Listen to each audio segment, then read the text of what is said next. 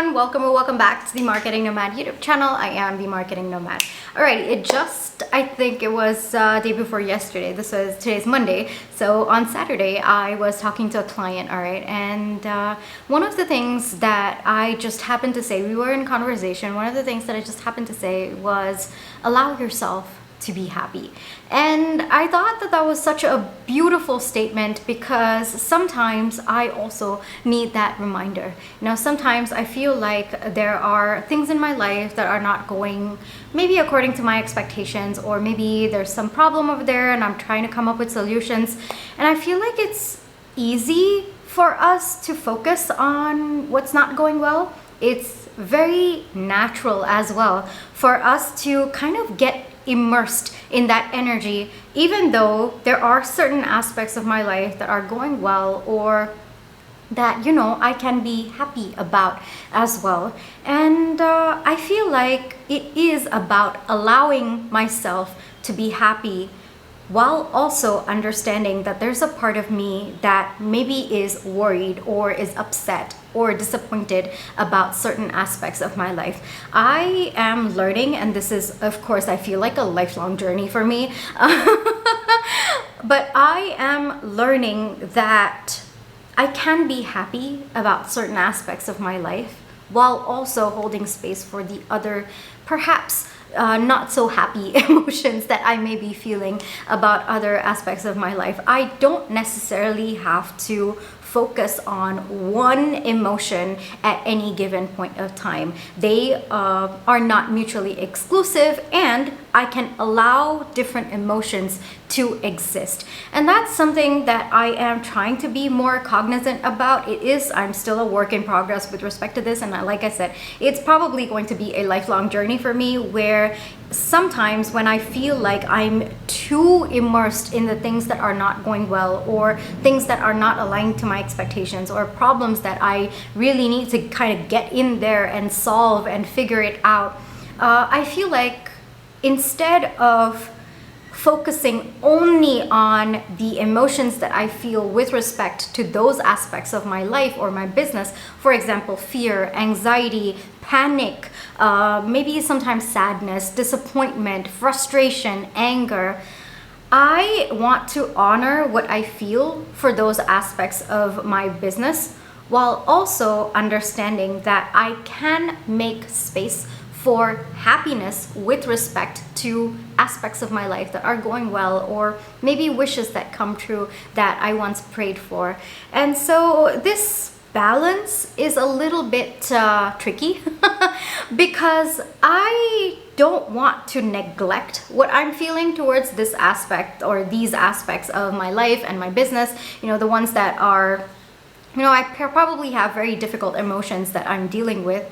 But at the same time, I want to hold space for happiness, because there are certain aspects of my life, of my business, that are going well, that make me genuinely happy. So why is it that I have to overlook that happiness and focus only on the difficult emotions that I am experiencing? So this is a question that I ask myself, and I have been trying to bring about that balance in my life, that, okay, we honor what you're feeling. Yes, absolutely, you're going through something in these aspects of your life, and naturally there are emotions that are going to come up to the surface, but that doesn't mean that you focus entirely on that. So allow yourself to also be happy. Allow yourself to be happy as well. This is something that I keep telling myself every time I get too immersed in difficult emotions, or maybe energies of a certain aspect of my life or a situation that might be overwhelming me or getting to me.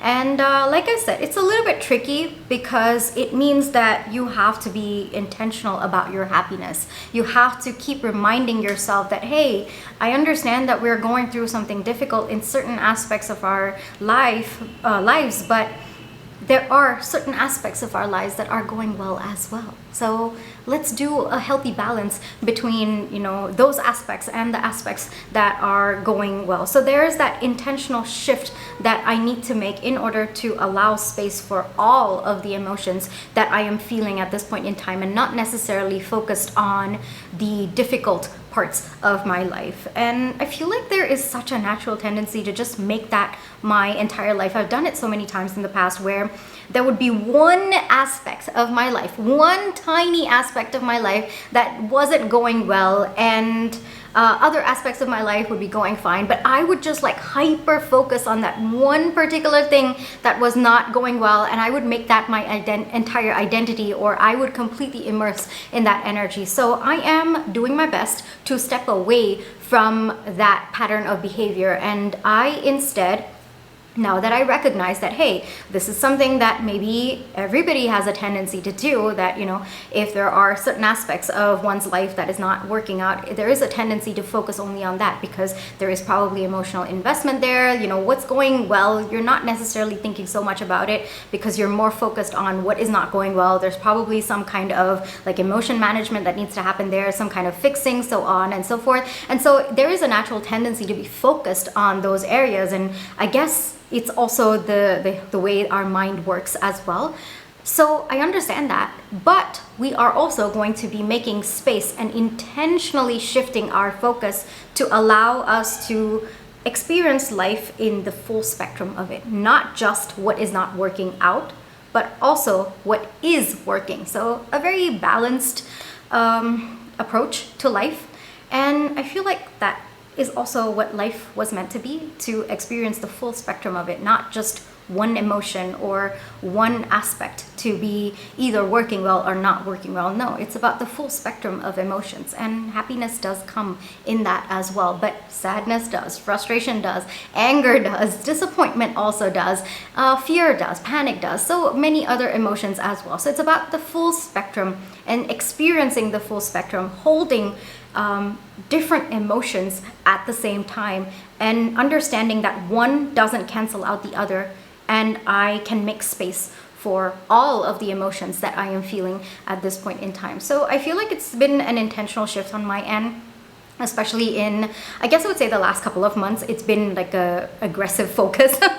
But before that, I think it was more of a concept in my mind, but I didn't necessarily know how to implement it.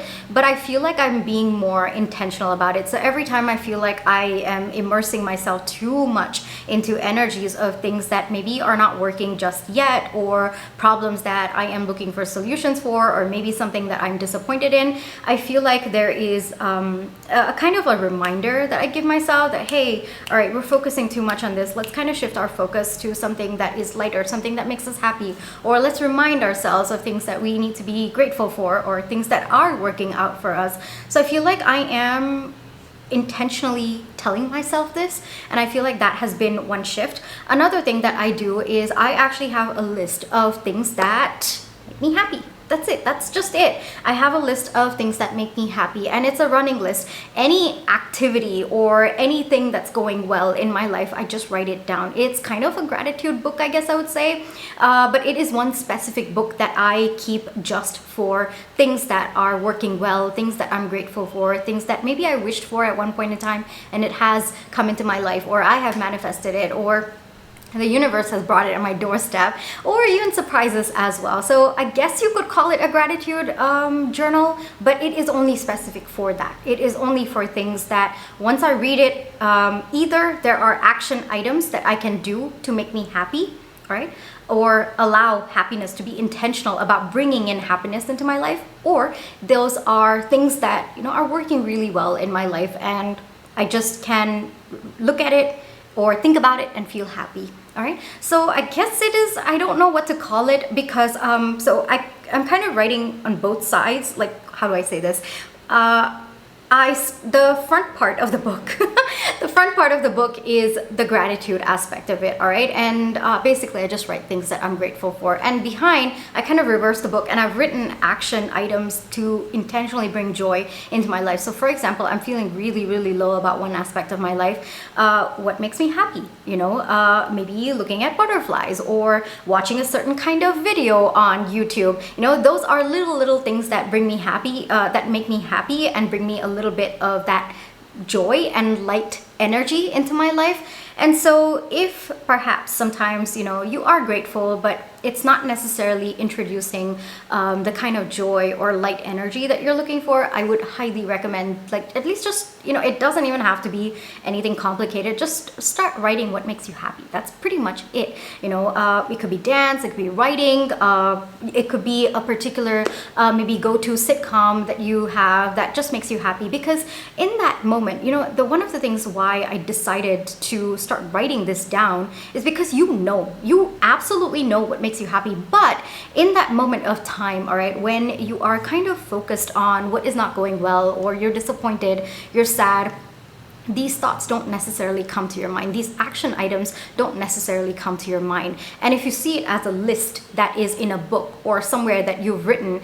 I feel like it is easy to step into maybe a little bit of a robot mode and say, okay, let's just focus on what is there on this list and let's just start doing it. And then automatically we will start to feel that joy and that happiness, because sometimes you might not necessarily have the motivation as well to intentionally bring joy into your life. So seeing it as more of an action item or a list of things that I maybe should do because I've not been feeling that great, I think that has been a very subtle game changer for me in terms of how I am allowing myself to be happy. And of course, we do have the gratitude journal. So for me, it's like both sides of my book, but I guess maybe I should call it my happy journal. Yeah, I think that's a really nice name. Oh my gosh, I'm just like thinking of it right now. Maybe I should call it my happy journal. So because the first part of it is, this is also a small tip that I do have. If you're someone who, of course, like me, you don't really keep up with your gratitude, or,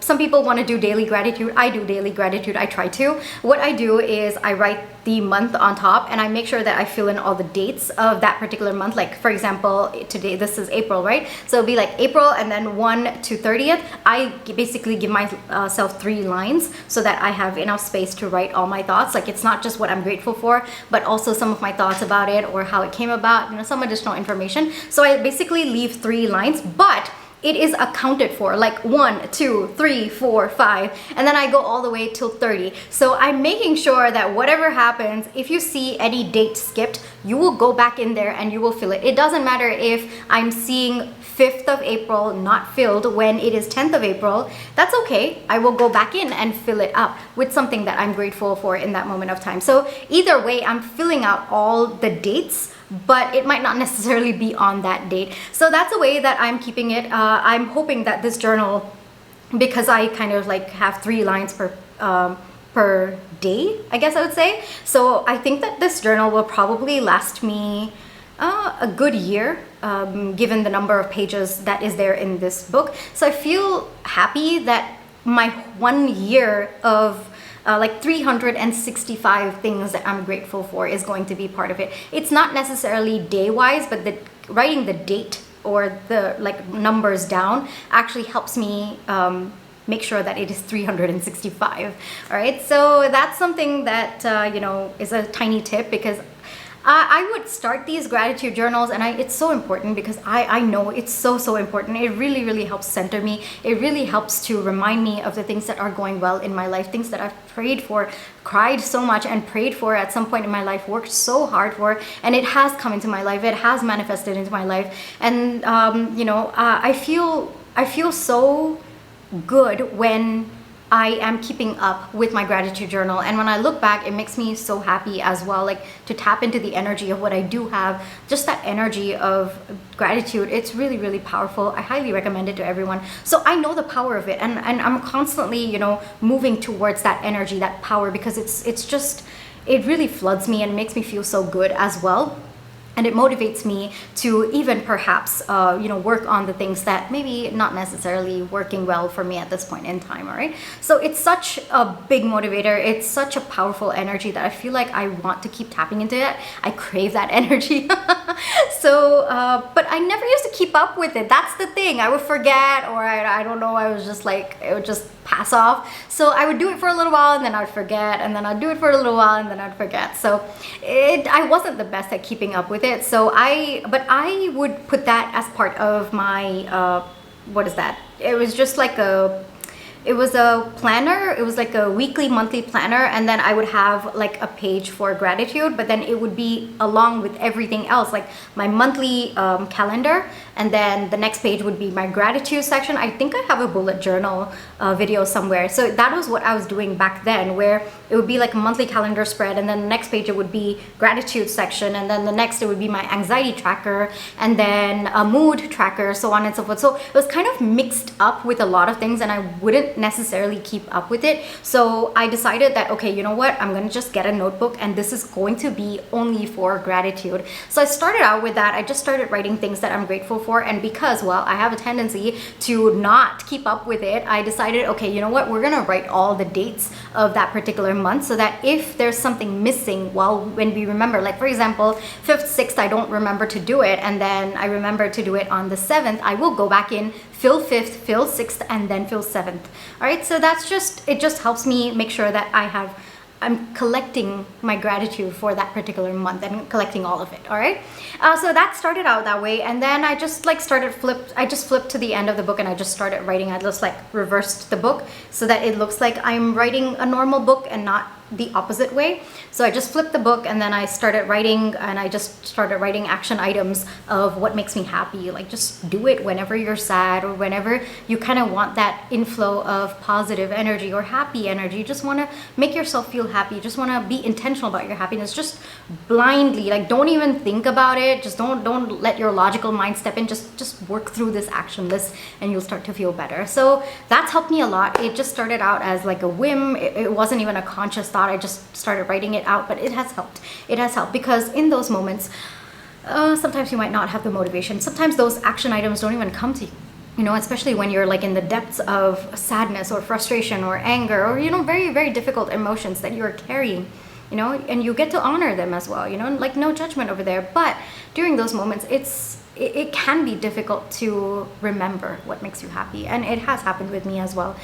There have been moments in my life where it's been very, very difficult for me to even think about what it felt like to be happy, or what made me happy. So in those moments of time, I feel like just having an action item of things, little things that make you happy. So every time you do something and hey, it makes me happy, write it down. Just write it down. All right. So you can keep coming back to that, and you can just keep you know, kind of going on autopilot. Just start with that list every time you feel like you're kind of too immersed in difficult energies, because at the same time you have to honor what you're feeling. You have to maybe sit with those difficult energies, but if you feel like, you know, you're kind of doing too much in excess of it, this would be kind of get into autopilot. Just start working through that action item, and automatically you feel the energy shift within you. Those are things that actually I go into a zone with. That's why it makes me so happy. There's a particular influencer that I follow who, you know, just watching them, how they live their life with respect to their business, their mindset, you know, even that just puts me in such a positive energy. It really makes me happy just watching them grow as a person and as a business owner as well. So that's also there on my action list. Like, hey, just go see this person's like recent reels, and that by itself will put you in such better spirits. Very encouraging as well. So it doesn't have to be like a definite list. No, it's just whatever has made you happy at any given point in time, just write it down. You never know, it might make you happy again. All right, so that's my list. Those are two things that I do, and I have absolutely no idea what this video title is going to be. but yeah, maybe I'll say that my happy journal or something like that, because I literally came up with the name in this video, and wow, it's like a big milestone for me. So yes, I am changing the name of that journal to my happy journal. Alrighty, so I really hope that this gave you a good starting point to see what works for you, yeah, I really hope that you'll be able to allow yourself to be happy. And you know, just because you're feeling one emotion does not mean you get to cancel out other emotions that you're feeling as well. You get to hold space for all the emotions that you are feeling at this point in time. Yes, some are more heavier, some tend to take up more of your like energetic space, but that doesn't mean you let go of what makes you happy or what is working out well for you at this point in time, all right? So this is where I'll leave you for today. I really hope that this helped you in some way. If it did, or it made you think, or it made you maybe consider doing something similar for yourself, absolutely give me a thumbs up, hit that subscribe button, hit that notification bell, because that tells you every single time I do upload a YouTube video. Take care, and I'll catch you in my next one. Bye bye.